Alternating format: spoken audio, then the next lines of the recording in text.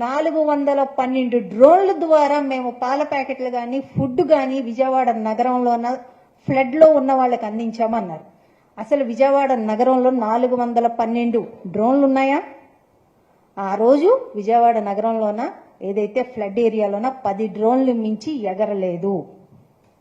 మహా అయితే 10 డ్రోన్లు లోపే ఎగిరినాయి కానీ 10 డ్రోన్లు మించి ఎగరలేదు. ఒక్కొక్క డ్రోన్ కి 2 లక్షల చొప్పున మీరు చెల్లింపులు చేశాము, 2 కోట్లు చెల్లింపులు చేశామని చెప్తున్నారు.